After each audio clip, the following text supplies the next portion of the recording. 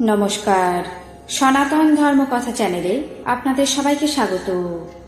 আজ চৈত্র মাসের 19 তারিখ শুক্রবার, কৃষ্ণপক্ষের প্রতিপদ তিথি। মহাভারতের সভা পর্বের 16তম অধ্যায়ের প্রথম অংশ, জরাসন্ধ বধের জন্য কৃষ্ণের অনুমোদন পর্ব শুরু করব। নারায়ণং নমস্কৃত্য নরং চৈব নরোত্তমং দেবীং সরস্বতীং ব্যাসাং ততো জয়মুদীরয়েৎ। কৃষ্ণ বললেন, আমরা নীতি মার্গ অনুসারে নিজেদের অস্ত্র এবং বর্ম ধারণ করে শত্রুর রন্ধে আক্রমণ করলে অবশ্যই জয়লাভ করব।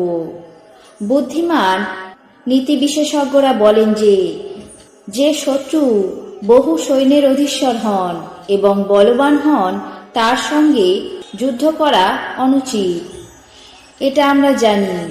আমরা গোপনে শত্রুর গৃহে প্রবেশ করে তাকে আক্রমণ করে নিজেদের কার্যসিদ্ধি করব। দুরাত্মা জরাসন্ধ সর্বশ্রেষ্ঠ হয়েও একাকী রাজসুখ ভোগ করছে। আমি তাকে বধ করার জন্য স্থির করেছি।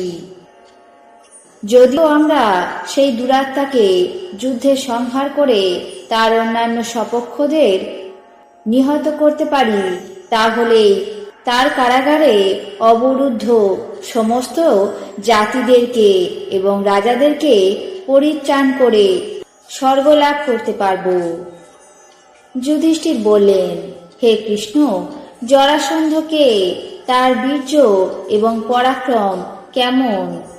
যে দুরাত্মা তোমার অনিষ্ট করেও প্রজ্বলিত অগ্নিস্পর্শী পতঙ্গের মতো বিনষ্ট হয়নি, সে কিভাবে এখনো বেঁচে আছে এবং কিভাবে সমগ্র রাজাদের ভয়ের কারণ?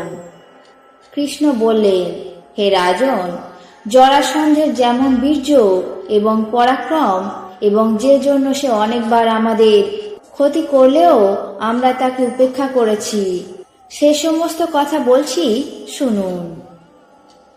পূর্বে 3 অক্ষহিনীর অধীশ্বর, সমর্দপিত, রূপবান, ধনসম্পন্ন, অতুল বল বিক্রমশালী, নিত্য দীক্ষিত দেবরাজ ইন্দ্রের মতো বৃহদ্রথ নামে এক রাজা মগধ দেশে আধিপত্য করতেন। ওই রাজা তেজে সূর্যের মতো, ক্ষমায় পৃথিবীর মতো, ক্রোধে স্বয়ং যমরাজের মতো এবং ঐশ্বর্যে কুবেরের মতো ছিলেন। তার গুণগ্রাম সূর্য কিরণের মতো মহিমণ্ডলে ব্যক্ত হয়েছিল। ওই মহাবল পরাক্রান্ত রাজা কাশীরাজের 2 পরম রূপবতী যমজ কন্যাকে বিবাহ করেন। রাজা তার 2 পত্নীকে বলেন, আমি তোমাদের উভয়ের প্রতি সমানভাবে অনুরক্ত থাকব।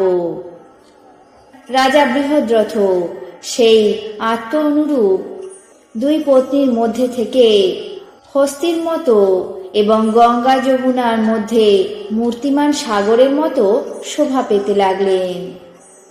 তিনি বিষয় রসে মগ্ন হয়ে যৌবনকাল অতিবাহিত করলেন, কিন্তু তিনি বংশধর পুত্রের মুখ দেখতে পারলেন না।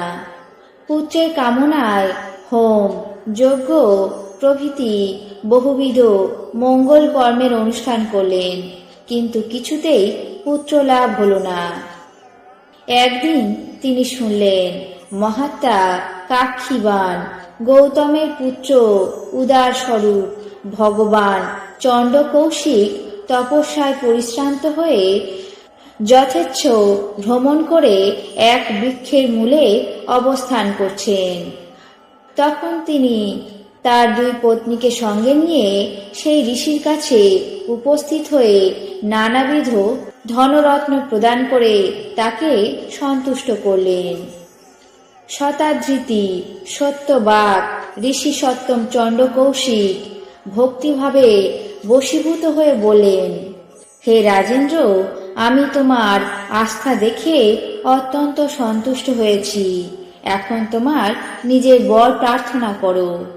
তখন মহারাজ বৃহদ্রথ দুই পত্নীকে সঙ্গে নিয়ে মহর্ষিকে প্রণাম করে অশ্রুপূর্ণ নয়নে গদগদ বচনে বললেন, হে মহাত্মা, আমি নিঃসন্তান, অত্যন্ত হতভাগ্য। রাজ্য পরিত্যাগ করে তপবনে এসেছি। এখন আর আমার বর নিয়ে কি লাভ হবে?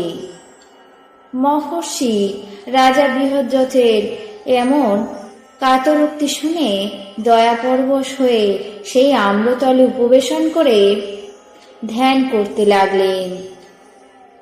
সেই সময় অক্ষত এক সুমিষ্ট সরস আম্রফল বৃক্ষ থেকে হঠাৎই তার কোলে এসে পতিত হল। মহর্ষি পুত্রের জন্ম দেওয়ার জন্য সেই পরম রমণীয় আম্রফলটি গ্রহণ করে কিছুক্ষণ মনে মনে বিবেচনা করে রাজাকে প্রদান করলেন এবং বললেন, মহারাজ, তুমি নিজের ভবনে ফিরে যাও। তোমার মনের ইচ্ছা অবশ্যই পূর্ণ হবে। অচিরেই তুমি তোমার পুত্রের মুখ দেখতে পাবে।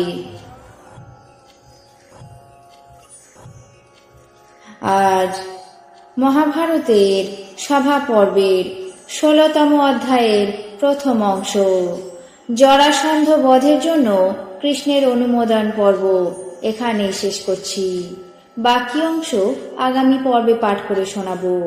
এখন জেনে নেব আজকের দিনের 12টি রাশির রাশিফল। মেষ, পরিবহন ব্যবসায় লাভ। বৃষ, পরোপকার। মিথুন, অপমানিত। কর্কট, গঞ্জনা ভোগ। সিংহ, গৌরব বৃদ্ধি। কন্যা, সফলতা প্রাপ্তি।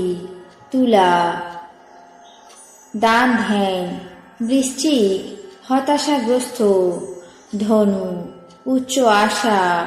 মকর, পত্নী বিরহ। কুম্ভ, আইনি ঝামেলা। মীন, মেধার বিকাশ। এই ছিল আজকের দিনের 12টি রাশির রাশিফল। আপনাদের কেমন লাগলো তা অবশ্যই কমেন্ট বক্সে জানাবেন। চ্যানেলটিকে সাবস্ক্রাইব করবেন, লাইক করবেন, শেয়ার করবেন। ধন্যবাদ।